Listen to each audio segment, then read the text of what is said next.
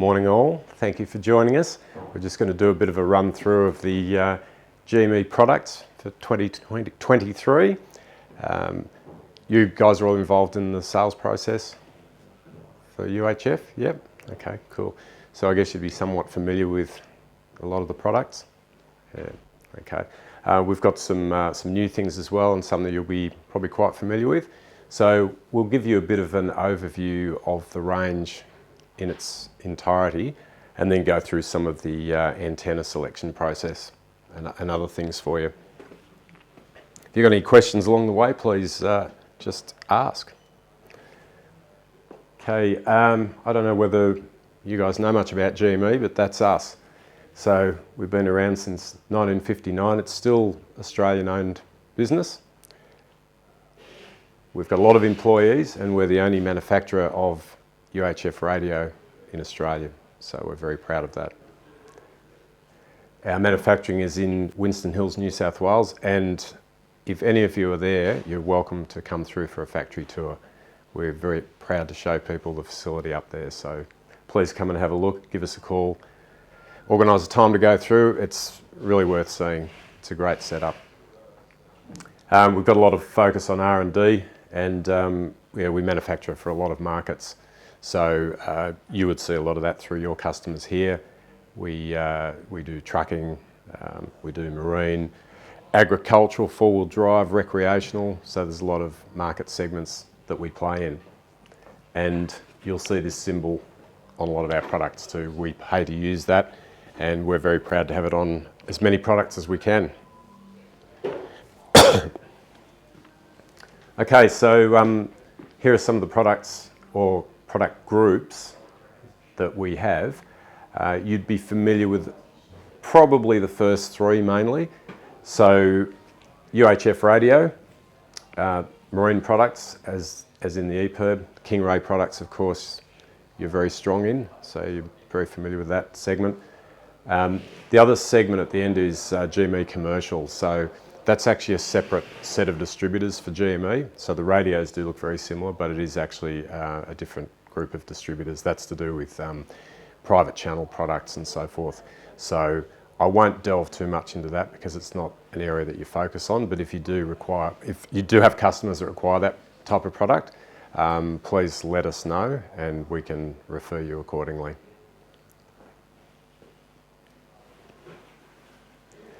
Okay, now there's a couple of different types of UHF. Mobile is commonly what's referred to as anything that's actually installed into a vehicle as opposed to a handheld or a portable. So, as the name would suggest, they're permanently installed in the vehicle. The reason they're good for in-vehicle use is that you're getting the most transmit power that you can out of them, and you've got an external power supply and antenna. So what that means is you're not relying on battery power for the radio to operate. So as long as the vehicle has power, then the radio will have power too. So it's a reliable source of communications. So our range changes from time to time. These models here are all models that you would have in store. And the reason that we have those different models is for a variety of reasons. One is price point. So we start off at entry-level pricing up to premium. And also the what we call the form factor. So that's where the radio will fit in the vehicle. So your traditional style of radio has all the controls on the front of the radio, and the microphone is just a microphone. So you pick the microphone up and you talk into it, and the sound comes out of a speaker. The more recent additions to UHF have got the controls on the microphone, and the speaker is in the microphone as well. You'll see there that 5-watt transmission is mentioned. That's the maximum legal power for UHF, so regardless of which model of in-vehicle radio it is, or which brand for that matter, it can only be 5-watt. You'll hear people talking about higher power radios, particularly say 25-watt radios. They're actually commercial radios, so they need to be licensed frequencies. People using them need to be licensed to operate them. So if you get your customers who are general consumers asking about that, just explain to them that for the rest of it's 5 watts. Okay, so that's what all the mobiles are. Some of the different form factors that you'll see there too, on the right hand side is one of the waterproof type models that can be mounted on quad bikes or motorbikes, etc. The next one along is the 4500S, which is the DIN size radio, so that's got the speaker in the front, rotary controls, is used in trucking. Next one along from that is the 3520S, which is the remote head radio, so you've got a more compact operational part of it and the rest of it is hidden away behind the dash. Then getting towards the middle are what you would call the more traditional style of radios, probably not the most commonly sold here because they're more popular in some of the country areas. They'll go into tractors and some trucks as well. The third from the left is actually our original style of controller microphone radio. It's still available. The XRS has really taken over from it, but we still get people buying it, so it just won't seem to die. It just keeps hanging around. And then the two on the left-hand side are the more entry-level products. So the second from the left is the 3120S, so it's got the speaker microphone, it's got the rotary controls for the volume, colour display, and then the one on the extreme left is the entry-level model, which is 3100. So that's available either as a radio on its own or in a value pack. Still a really good unit, but it's entry-level features.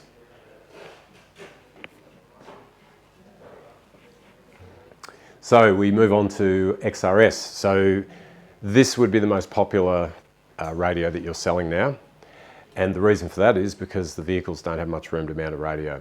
So the form factor of this is that all the controls are on the microphone. The transceiver or the box is completely hidden away. So you look at most vehicles these days, there isn't anywhere that you can mount a radio. We talked about DIN radios before. You're probably familiar with what that is. DIN is actually a dimension, a width and a height that is the same as a car stereo. So what that means is manufacturers used to do it a lot, not so much now, mainly in trucks, would have an aperture in the dash that was that size so that you could mount a product in there that would be either like a stereo or in this case a two-way radio. Virtually no four-wheel drive now that is popular for recreational users has such a slot. Most of them are in older vehicles. So it's a case of, hey, where am I going to put my radio? So we had to get a bit more creative with that, and hence the XRS has become the forerunner for radio sales in that market now. So we say these are the most advanced UHF radios available. It's interesting to notice that UHF's been around a long time, and for a while it seemed like it was one of those markets that really wasn't going to do much. It was a mature market. You know, in the early 2000s, mobile phones became a lot more dominant, and there was some thoughts along the lines of, hey, what's going to be the future of UHF? Well, the XRS has really helped to reinvent the category in a lot of ways. And part of the reason for that is that not only the performance of the radio, but it's also upgradable. I mean, a lot of the things that we buy these days, like TVs, phones, etc., are actually upgradable. UHF radios never have been. So the restriction there was that if you bought a radio and we decided to bring out some new features or make some changes to it, you would then have to go to the next model, which also meant that from a retailer's perspective, you are then stuck with old stock. So the good thing about the XRS is there have been many changes throughout its life in terms of features, and they're all upgradable via an app. So that's been a great leap forward there. Having a microphone in the speaker in the microphone presents technical challenges because it's not the ideal place for a microphone, for a speaker. Usually a speaker would work better in a larger enclosure. So our engineers have done a fantastic job of getting a good quality speaker into that microphone. It's the best quality speaker in its class. If you did a side-by-side comparison, you would hear that for yourselves, which is very important, of course, because if you can't hear what's going on, then what's the point? So it's got a 2-watt speaker microphone. We also have an OLED display, which I'm sure you're familiar with that technology because that's used in a lot of devices these days. So that offers superior visibility in all light conditions. So in bright light, it's really good because the sunlight doesn't wash it out. In low light conditions, it's dimmable. So like the dashboard lights, you can dim that right down. So yeah, the user upgradable firmware. What happens there's actually an app. So that's a free app you can download. You can download it even if you haven't got an XRS, if you want to have a look at it and have a play around with it. And what it does is it connects to the radio via Bluetooth. So there are features in the app which you can upgrade your radio with, but there are also features in the app that you can use in conjunction with the radio. Which leads into the location services. So what location services is, on the app there's full road and track level mapping. So if you have location services turned on and you Bluetooth to your XRS, you can actually see where you are on the map. Now, the good thing about it is if you've got friends who have also got XRS and you're within radio range of each other and on the same station, they can actually see, you can all see where each other is. So if you're in a convoy situation, you can actually see everyone in your group. And that can be useful, particularly if you're in areas where the tracks aren't very good. So someone might be straying off down a wrong track, you can actually talk to them and say, hey, you're going the wrong way, you know, get back on the track. Or if you're waiting for somebody to arrive at a campsite, everyone else is already there and the other person's coming in at night, the roads aren't very well marked, it's a good way to see where they are too. So yeah, just remember that it needs to be within radio range, so it can't work for someone on the other side of the country because it's actually the radio sending data that picks up the location. All right, so GME was the first one to come up with this technology. There is a competitor brand who have a very similar looking radio, and some of the features you may have heard of might sound familiar.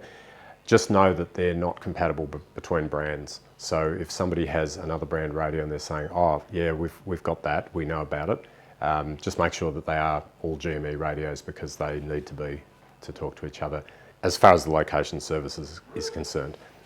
All UHF radios will communicate with each other, it's just the location services is specific to each brand. That one mentions IP67 ingress protection. That's on the XRS 390. There are actually 3 models in the XRS range. So the 390 is actually a IP67 radio, so it's completely waterproof. It can be mounted in exposed locations like some of the country users will put them on their quad bikes and motorbikes and things like that, and they're out in the weather, so that's the reason why that was a thing. And Australian made, which we're very proud of. Any questions on any of that so far? Okay. Now, the 3 models. This is sometimes an area of confusion for people. You look at the packaging, it looks quite similar. You look at the microphones, they look quite similar, and in the case of 2 of them, they are exactly the same. Probably the easiest way to break it down is the 330C and the 370C. They were the original models that were introduced. The 390C was introduced later, so some of you may be more familiar with the first 2 models, the 2 on the left-hand side. They share the same microphone, so it is actually the same microphone. The functionality is the same in terms of if you had 2 vehicles and one had a 330 fitted and one had a 370 fitted, you wouldn't actually have any differences in the menu going through the 2 radios, so they're exactly the same to operate. So what are the differences then, you say? Okay, well, this is what they are. This diagram doesn't probably illustrate it as well as if you saw them in the flesh, but the 330C, the transceiver body is actually more compact. So it's smaller than the other 2. So that can be a benefit in modern cars with trying to find somewhere to mount the radio. You might think, oh, it's going under the dash, who cares? We get told by installers these days that even under the dashes of the cars now, with all the electronics that's under there, trying to fit something like a transceiver box that doesn't even have to be in a specific location is becoming increasingly difficult. So having it as small as possible in some cases. Toyota 300 series Land Cruiser is one that gets mentioned quite frequently in that regard. So a lot of 300 series Land Cruiser owners will end up with a 330C just because the radio is slightly smaller than the other 2. Okay, so that's one difference. The other difference is that if you go up to the 370C, it not only has it got a bigger transceiver body, but it also has a speaker in the body as well as in the microphone. Okay, so there are two speakers in that. You can operate them independently, but it's got that extra speaker. And the 370C also has the magnetic mic holder. You've probably seen that because you sell it as a spare part or as an accessory, the MB207. It's a really popular accessory. I mean, we sell stacks of those on their own because you can retrofit it to any GME radio. So a lot of people, even with an older radio, will say, hey, I like these magnetic mic mounts, I want to put one on my other model. So that's the difference between those two models. The difference between the 390C, we've already touched on. So it's IP67 ingress protection. You probably sell other products in the store where you've dealt with IP ratings before, so you're somewhat familiar with how that works. Yeah, they have different levels of, let's call it dust proofness and waterproofness. Okay, so 67 is a pretty good rating because it can be fully submerged. You know, to meet that standard, it has to be able to be submerged for 30 minutes in a metre of water, so it's a pretty good rating to have. So the whole thing is IP67, so the microphone, the transceiver, even where the microphone connects into the radio, there is actually a screw up fitting on that model, so it creates you know, a bond that will not let the water or dust get in there. Whereas the others are not claiming to do that. Okay, so just keep that in mind if there's any situations there that might be useful. It's also got a built-in GPS receiver. So what that means is the other two models, you know how we talked about the app before and location services, they use the app, so the smartphone, to tell the radio where it is. So the radio doesn't have any awareness of its location. With the 390C, it has its own GPS built in. So the advantage of that could be, let's take the farm situation. If you had the thing mounted to a quad bike and you're out in the middle of somewhere and you got stuck, you can't really tell people where you are in terms of roads because there may not be any. You can actually read your latitude and longitude off the microphone. So if you can reach someone on the radio, you can say, hey, I'm stuck, I can't go anywhere, or I've rolled it over, this is where I'm at, can you come and help me out? So the idea of that was that some of these users may not have a smartphone or may not want to carry a smartphone with them to have that functionality. So that's the significance of having the GPS in there, whereas the other two don't. So with the 330C and 370C, when you're using those with location services, what happens is you sync it up to your smartphone's using the GPS location to position you on the maps. Now, it only needs to have GPS signal, it doesn't need to have data or phone signal to perform that function. But just be aware that if you are in an area where there's going to be no phone or data, or you just want to save your phone data usage, you can actually download maps before you go to a certain area. So what happens is you can download segments of the map.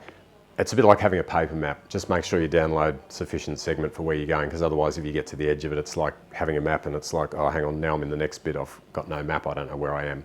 So it's the same with that. You can download different parts of it because of the memory that's required. That's why you can't just download the whole of Australia, for example, because it would take too much memory to do so. So that's how you get around that, because that's one of the questions your customers may ask is, oh, what happens if I'm not in any phone reception? So yeah, it doesn't need phone reception, it just needs GPS reception, which you can get anywhere. Okay. Does that make sense? You understand the app? So yeah, to break it down, there's two purposes for the app, if you like. One is the usage while you're driving along with regards to the mapping and the location services. So that's something you're actively using. The other one is the upgradability side of things. So there are some users who don't like tech, okay, we all know that, and they may look at all this and think, oh no, it's too much for me, I don't want to know about any of that. They don't have to download the app, it's not reliant on the app. What they can do if they want to is they can get somebody to upgrade the radio for them when new features come out, and then just disconnect it and go back to how you were before. Okay, so they're the two functions of the app. One is the mapping side, one is the upgrading side. So I'll just give you an example of something that's come in as an upgraded feature. We've had voice playback, was not in the original version of the radio, so what that means is if you've missed a transmission, you can actually play that back. Okay, so it actually stores the information and you can play it back at a later date. So when the XRS was first introduced, that feature wasn't in there. We added that, it was put into the app, and now every customer can have that in their radio for no cost because the app's free. All right. Just know too, with the tech side, if you've got customers who you really can tell are not into the tech part of it, just try and explain to them they don't have to use it, and therefore the benefits that you would want to be pushing to them is the OLED screen because it's really clear, the clarity of the speaker because it's the best speaker in its class, and also not on that resolution, it doesn't look that fantastic, but the buttons are very plain and easy to read. If you have a look at the earlier version that I was talking about, the 3350, you might be familiar with the fact that they had what we call dual function buttons, you know, where you have an F key and each button has two functions on it. Usually the lower function is in a different color like red, so you've got to press the F key first and then whatever the function is you want. If you have a look at those two microphones side by side, that is far easier to see. So even for people who don't like tech and they might say, oh, I'd rather buy a 3350. No, you wouldn't. You're better off buying one of these. So but try not to bamboozle them with the tech side because otherwise they'll just back away and say, no, I don't want anything to do with that. So it's just important to know that. Are you familiar with the packs that we have too with the XRSs? They're probably, in many cases, higher sellers than the units on their own. So the XRS 330C is available in the Outback pack and the Touring pack. The 370C is available in the four-wheel drive pack. We don't have any pack for the 390C at this point in time. That may happen, and if we do, it's probably more likely to be oriented towards the farming or quad bike situation that we were talking about just a moment ago. So the Outback pack comes with a slimmer version of that antenna, and the Touring pack comes with, it's actually a black version of that antenna. Okay, so different antennas for different purposes. I'll go into that a bit more when we talk about antenna selection, why there are two different choices, but they're the packs that are available, and just know too that they're the same price as each other, okay? So if your customer's trying to choose between one or the other, it's not going to be about price, it's going to be about application. So we'll talk about that with the antenna selection. So any questions on those ones, guys? No?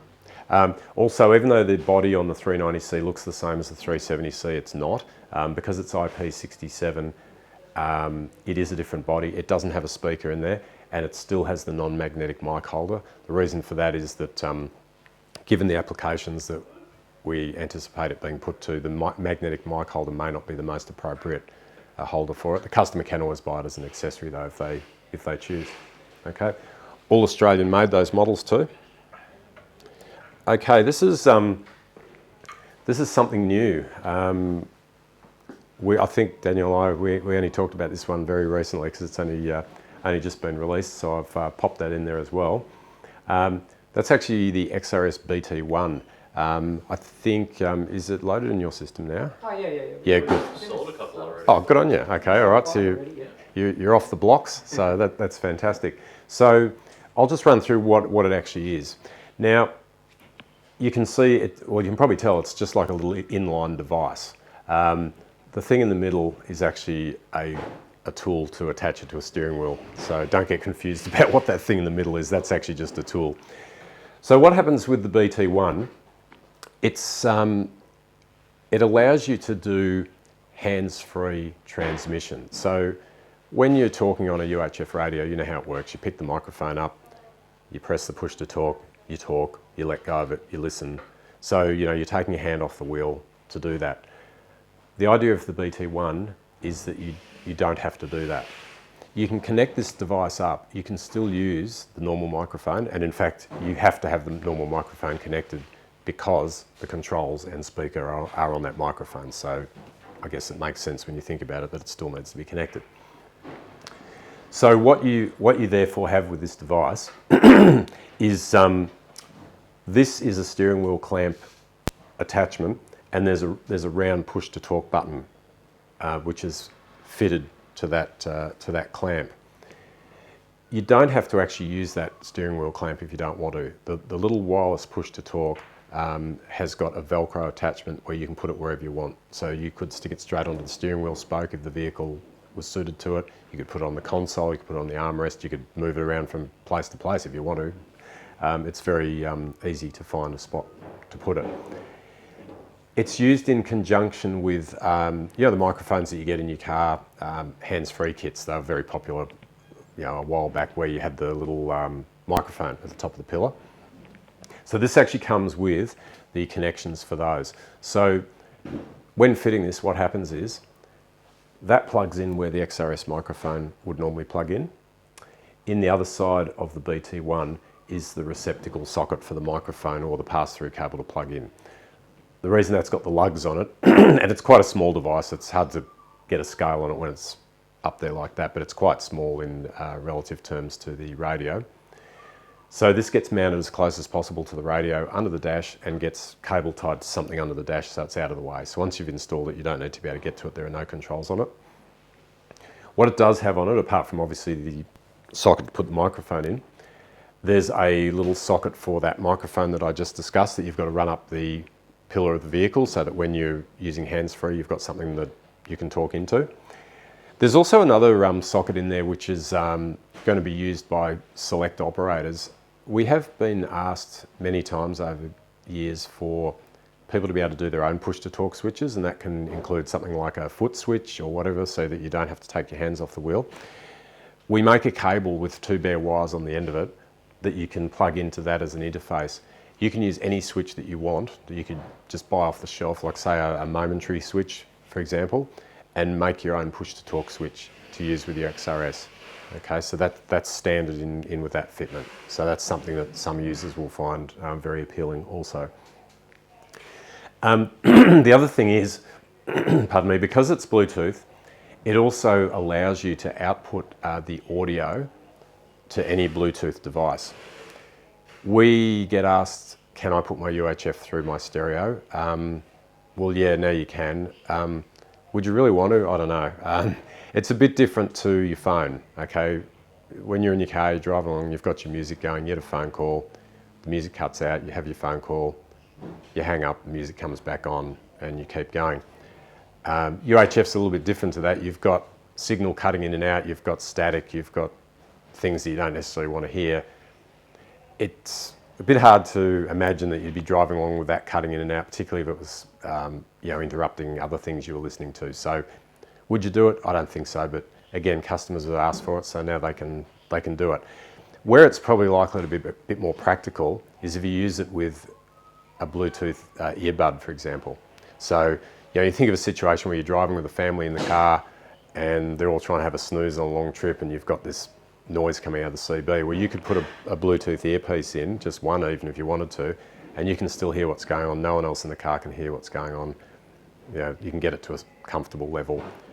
So yeah, any Bluetooth device. So this is a huge step forward, because we've never been able to do that before. In the past, people have said, oh, why don't you make a headset that's this, or why don't you make an attachment that's that? The problem with that, of course, is that it has to be compatible with our radio. We have to then do a business case to say how many of these things are we going to sell. We don't have to do that now. It's got Bluetooth. You knock yourself out and hook it up to whatever you like. You can hook it up to your doof speaker if you want to. So that's what you can do. You don't have to hook the audio up to Bluetooth. You can still have the sound coming out of the normal XRS mic if you want to. Okay, it's just an option. It's IP67, so it's waterproof. I mean, that's the actual button I'm talking about, the steering wheel button. So can't imagine they'd be mounted in an exposed location very often. Maybe if you spill your drink over it or something. But hey, it's waterproof. So yeah. Anyway, check that out. It's only been just released, and yeah, there's been some really good interest in it so far. Yeah. I was talking before about upgrading the app. So what you need to do to set one of these up is you will need to upgrade the firmware in your XRS. So even if you bought the first XRS that we ever made, it'll be compatible. Just go in and check for updates. I mean, you should have automatic updates on anyway, but make sure you're updated to the latest firmware. And what it will do then, it will bring in some extra menu selections that will cater for hooking this up. And it's a pretty simple process to hook it up to. It only takes a couple of minutes. All right. So yeah, that's the BT1. So yeah, I think over time you'll do really well with those. It's a good add-on sale for when you're selling an XRS, but it's also a good follow-up sale for existing users. We're also finding that there's quite an appetite for OH&S in the trucking sector. We're finding that more of them are going for this style of radio now, as in the XRS, as opposed to the DIN radio, because there are additional features in it. Some companies are really focused on this and would be very interested in that technology if they're not already aware of it. I don't know whether you have any database of fleet sales or some of your customers who deal with doing installation into fleet sales, particularly with trucks and so forth. It may be worth having a bit of a word to some of those and make sure they know about this, because you may find that if they've already got existing fleets of XRS, they could jump all over that, and it would be a pretty easy sale for you. Yeah. They come in full retail packaging if you haven't seen it already, so yeah, they're our latest product release. Any questions about how that works or its applications? I just have one. Yeah. So, for example, in my car, I've got the built-in Bluetooth. Yep. Like factory standard. Yep. How would the microphone for that be compatible with this system, and how will I hook that up? Yeah, what'll happen is if you hook it up to the car system, it will then utilise the car's microphone. Yeah, so what it will do is, because it's connected to that vehicle, it'll use the audio and the microphone for that. Yeah, so even though you've got the microphone up the pillar, in that case it'll default to the microphone that's in the vehicle. Yeah, right. Yeah, okay, so that's what would happen there. Yeah. Yeah. All good? Yeah, thanks. Yeah, look, this just shows you how it hooks up. As I mentioned, you can see on the left-hand diagram where it's clamped on the steering wheel rim. That's really supplied, so the customer has got a solution out of the box of where to put it. Whether you'd want to put that on your own car is a question for you, but as I said before, you can just remove the little round module and put it wherever you want. And of course, it's all very easily moved. There's no wiring to it, so really, even if you set it up initially and think, I don't really like it there, I want to try something else, just move it. It's nothing permanent about it. So yeah, this shows the what I was talking about before. Just make sure the interface module is connected directly to the radio. You guys familiar with what a pass-through is? Yeah, when you have the socket in the dash. So when you're running a pass-through, what happens is, instead of the microphone plugging directly into the radio, there's a lead in between that goes into the back of the pass-through at the back of the dash, and then on the other side you plug the microphone in. So yeah, just make sure with the BT module it's always plugged in closest to the radio. Don't put it further downstream, okay, because it needs to be close to the radio to do its thing. I mean, for most people that would be the logical place to put it anyway, but who knows? Some people do some strange things. Yeah. So yeah, you can see it's a simple addition to an existing installation because of the fact it doesn't require any external power. So as long as you can get to the front of where the transceiver box is to plug that in and then secure it and plug the microphone or the fly lead back in, you're up and running. No additional wiring required. For some reason, this diagram just shows the whole wiring process, but that's how it is. So yeah, I think that's pretty straightforward, but I just thought I'd show you that. Okay, I'll go into the antennas. I've actually got another presentation, if you've got time for it, that I can show you on the antennas more specifically. How are you running for time? Yeah. What I really wanted to talk about, I'm not going to go through every antenna model because there are so many of them, and I'm sure you're familiar with a lot of them, is probably more to discuss why we have the different styles of antennas. I mean, when you look at, this is just a random sample, and these aren't even the most popular ones you sell, but this is just a sample of some of the antennas. you'll see you've got everything from quite small flexible antennas to really large, not very flexible antennas. So there are reasons for that. So we'll have a bit of a talk about that in the other presentation if you've got time for me to show that to you. Does anyone know what gain is on an antenna, what that actually means? Roughly, yeah. Yeah, go on. Yep. So Just what the concept of it is. Yeah. I can remember the differences in gain and how they affect the range on UHF antennas. Yep. In that the higher the gain, the longer distance you'll get, the narrower the band. That's it. along the way.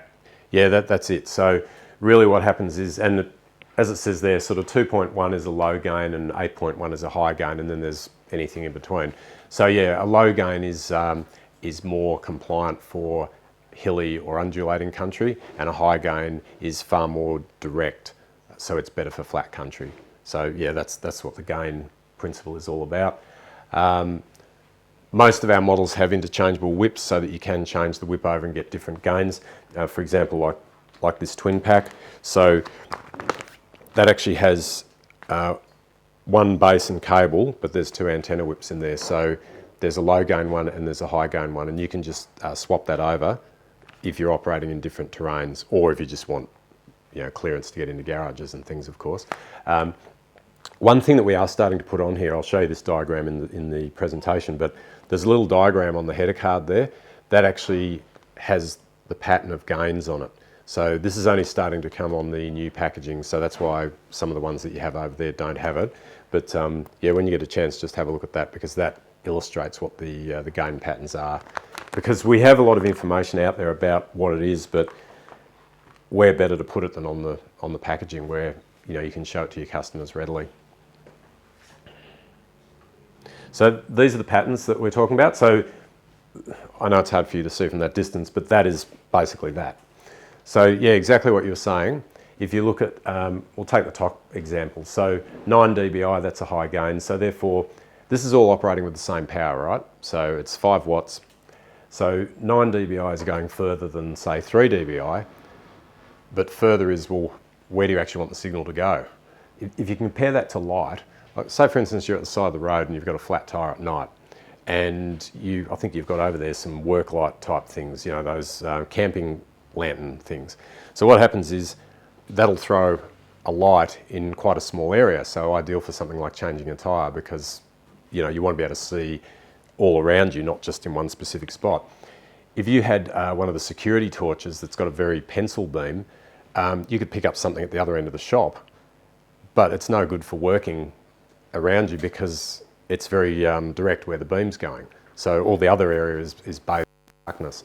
So if you can sort of relate it to the light comparison, that'll probably help you. Yeah. So essentially what it's saying is that the high gain goes further, but it's more directional. Low gain doesn't go as far, but it's more compliant to different terrain. So if you can remember that concept, that probably makes it pretty easy.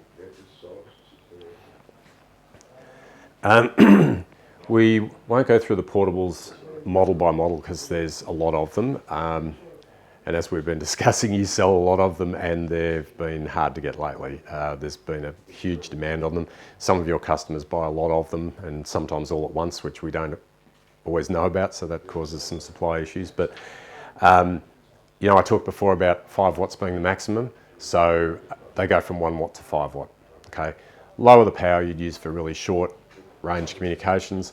5 watt is your maximum, so use that for where it's required. Much shorter range than an in-vehicle one because of the fact it's a smaller radio and has a much smaller antenna. We also have the phone antennas, which you've got the Cell-Fi Go's over there. So the antennas we have presently are in this style. Well, pretty much exactly what you see here, but in UHF, in phone antenna. If you get the part number with the A on the end, that will actually plug directly into the Cell-Fi Go. All right, it's got the correct fitting on the end there for that.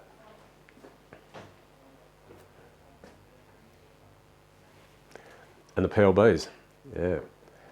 You getting much interest in the PLBs at the moment? Yeah. So very simple safety device. So you don't have to charge them. You just test them as per the instructions. They're completely waterproof. Again, they're an Australian-made product, and they'll work anywhere in the world. So really the idea is if there's a life-threatening situation, you can just set this thing off and it'll get you rescued. This particular style product doesn't have other features that sometimes people will ask about, confirmation of signal or tracking or various other things. Those are a different style of product and all require more battery life and typically charging as well, and in some cases monthly subscription fees. So that's fine, and some of those items have their application, but this is purely a life-saving device.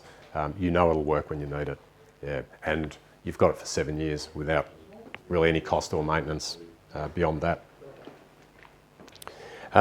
So yeah, that's all I've got in that segment there. Did you want me to go through any of the antenna selection side of things, Daniel? Yeah, okay. Yeah, it's it actually goes. The presentation's reasonably long, but I can cut it down a bit. And I'm sorry it's not actually in a PowerPoint. Okay, we've already seen that part. I did want to talk about this though, ground dependence versus independence. So yeah, apologies for all the rubbish at the top and the bottom, but it's it's not a PowerPoint presentation. What this actually is here, have you heard of ground independent antennas? Is that a phrase you're familiar with? Okay, what it actually means, see this antenna, it's got that little base, that little black base. On the underneath of that, it's got some metal, almost like claw sort of things. So that's designed to drill a hole in the middle of a roof, a metal roof, and those claws then make contact with the metal roof and use it as part of the ground plane of the antenna. It's not grounding as in positive and negative, it's actually a ground plane. It's actually becomes part of the antenna. If you don't install it in that way, then it won't work to the best of its ability. So what we do is we create a ground independent antenna which mimics that flat metal roof. So what happens is, in the bottom diagram, that's what happens if you've got a ground dependent antenna installed correctly. It'll give you signal approximately the same in every direction because it's using that big piece of metal to radiate as part of the antenna. If you mount it anywhere else, you'll get that distorted signal pattern. It'll actually give you the better signal over the longest part of metal. Okay, so it's showing here on second diagram, it's mounted on the back of the car, so therefore the signal's pretty good to the front, but it's terrible the other way because there's no metal for it to go over. So yeah, the way we get around that is to have ground independent antennas. Look, a general rule of thumb to be able to tell, most of the antennas that we use that are on this stand, for example, are ground independent antennas. The way that you can tell is if it's mounted straight onto one of those little bases, then it's not ground independent. Okay. So if a customer drove in and said, hey, my radio performance is not very good, and you went out to the car park and they've got something like that mounted on the bull bar, that's probably part of the problem. Okay, so you can say to them, hey, you should really have a ground independent antenna in that situation, and you can sell them one accordingly.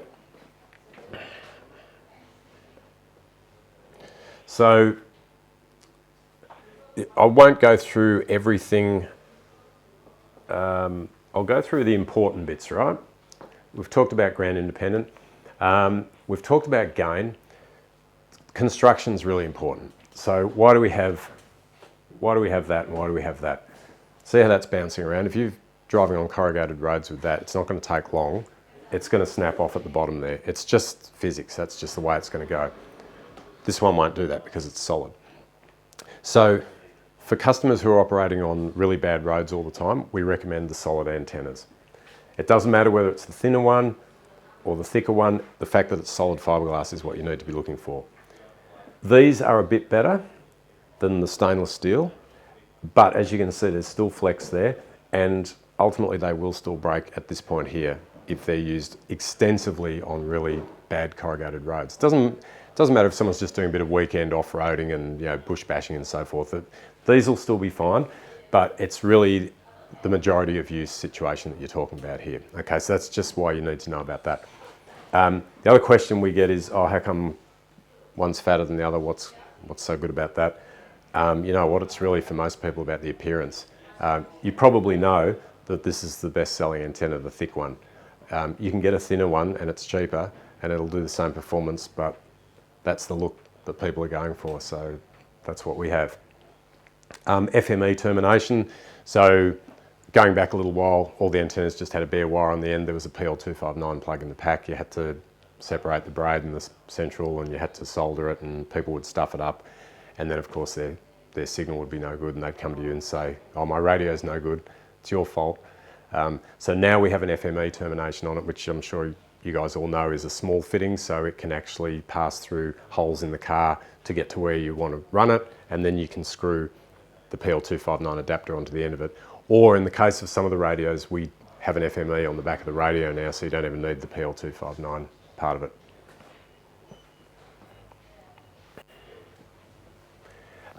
There are on our website some videos you might want to have a look at.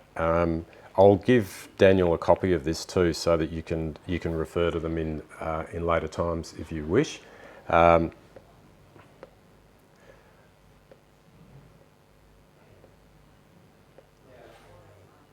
So that's just really illustrations of what I've been talking about, okay? Telling you what the parts are, identifying them. Additional whip options, what that means is, you know, I was talking about gain before and these sorts of packs. You can also do that with these type of antennas by buying the separate antenna whips and swapping them over. So the AE4001 or 2, they're a 2.1. So if you've got this setup here, which is a 6.6, and you want a 2.1 gain, all you need to do is buy an AE4001 or 4002, unscrew this and swap the top over.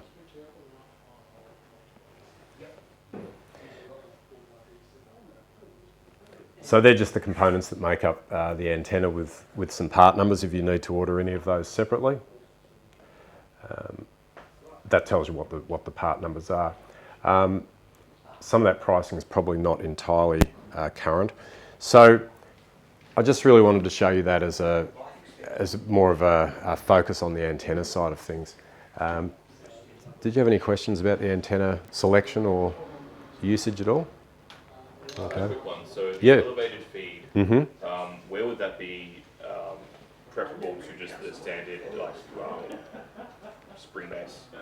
Oh, okay, yeah. Well, that's a good question. So what the elevated feed does, so this section here, you know how I was talking about don't put that anywhere other than in the middle of the roof. Well, the elevated feed has got the bits in it that actually make it ground independent.